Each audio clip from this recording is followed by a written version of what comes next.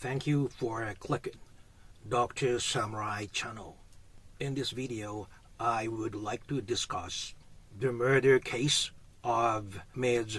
Gabbie Petito and what can we speculate from the information available as of late October. My name is Dr. Samurai. I am an international social pathologist and also an active prison counselor with 20 years experience. I'm hoping this video would help you to deepen your understanding of what is happening in today's world to attain true happiness on this planet Earth. As usual, I would like to provide you some basic information first and then like to move on to our main discussions in the latter half. Are you ready? Okay, let's start. So the killing of Ms. Gabbie Petito. In short, it is like this. Gabbie Petito and her boyfriend, Brian Laundrie, started for a 4-month van life trip on July 2nd, 2021. However, way before the plan, in late August, Ms. Petito, 22 years old American woman, disappeared. And on September 19th, Ms. Petito was found dead. And about 1 week after that, Mr. Laundrie returned from the trip alone, driving the van from Wyoming to Florida alone. And even after he came home, he refused to talk about what happened with Ms. Petito. And Mr. Laundrie went on hiking by himself in nearby forest on September 14th. And he didn't come back from the hiking ever since. While it was found that he used debit card that didn't belong to him. Ms. Petito is supposed to have died 3 to 4 weeks before September 19th. This is pretty much the basic information. If you like this kind of stories, please click that yellow and green good luck charm logos. Let me continue. So, based upon what we know about them so far, what can we speculate? First, why did this incident of disappearance of Miss Petito become the focus of such a big public attention? And this is the most significant aspects of this incident itself.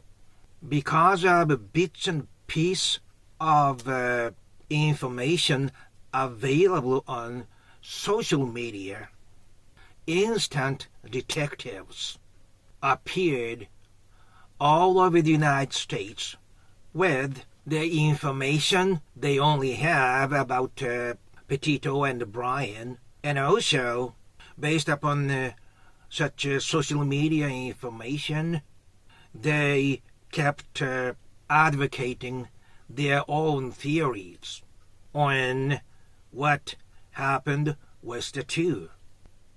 So much information today depending on social media. That's the one thing.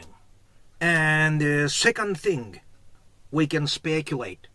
Those of you who have been following this Petito disappearance must already know there was a 911 emergency call made by a witness who saw a man slap a woman in the town of Utah, and they had some kind of struggles with each other on the sidewalk, and the man hit the woman again. In the end, they drove off. Allegedly, they were Petito and Brian.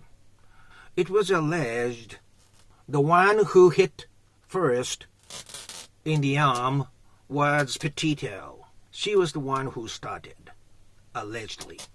And when the dispatcher radioed this incident, and the police who caught the incident responded, stopped the vehicle, while Petito was crying, Brian was very calm, trying to play down on the incident the witness reported to 911. In addition to this previous incident, the Petito's body, found dead, showed a clear sign of strangulation. And according to Dr. Helena Hakkanen, in her article, Murder by Manual and Ligature Strangulation, subtitled Profiling Crime Scene Behaviors and Offender Characteristics, she says, half of the homicidal strangulation happens between acquaintances. It's an act of impulse, especially occurring intoxicated by marginalized male. 61% of the offender having a personality disorder, and 15% are psychotic. And strangulation also is accompanied by hitting and kicking.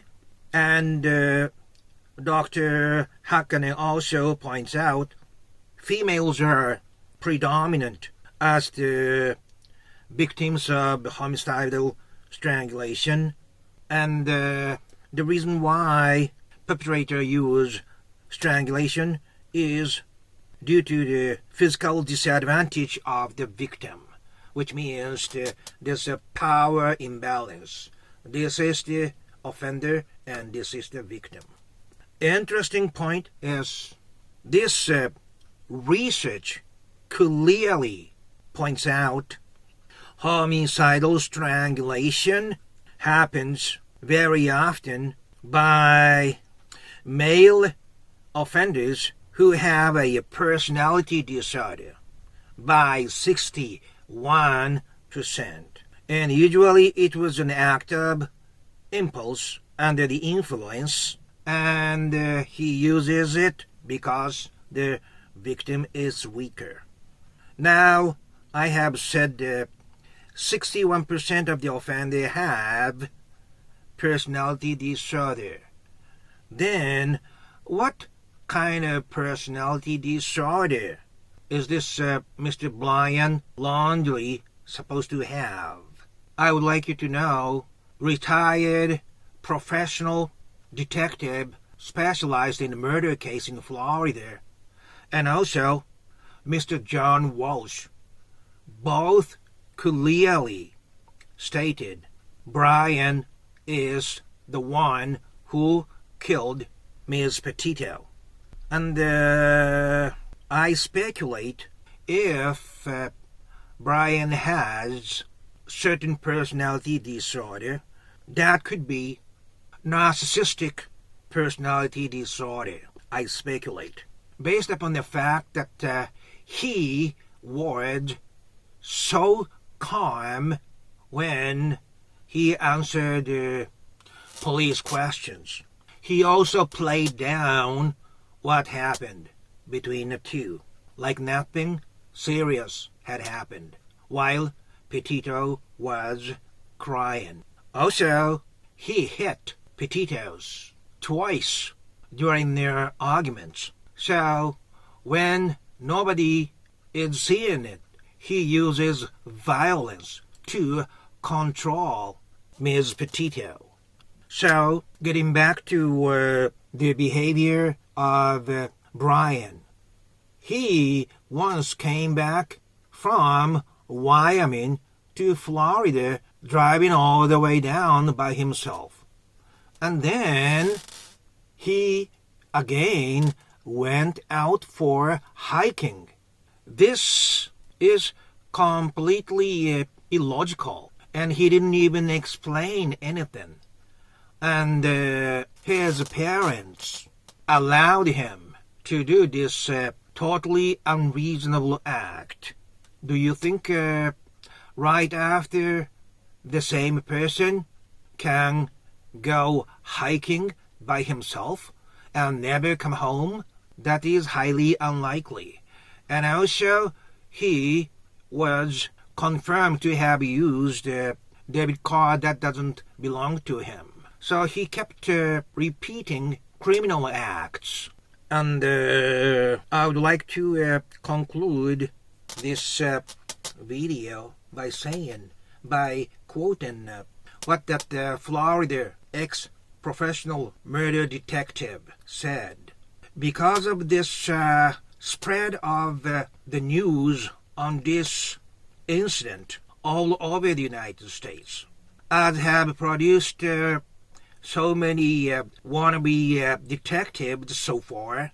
Those instant detectives would come up with a piece of information on the appearance of Brian, because it is impossible for him to live totally away from human civilization. He must come down to town to get necessary item for his life. So this incident became so popular because of the power of social media. It will also be closed by the power of social media. That's it.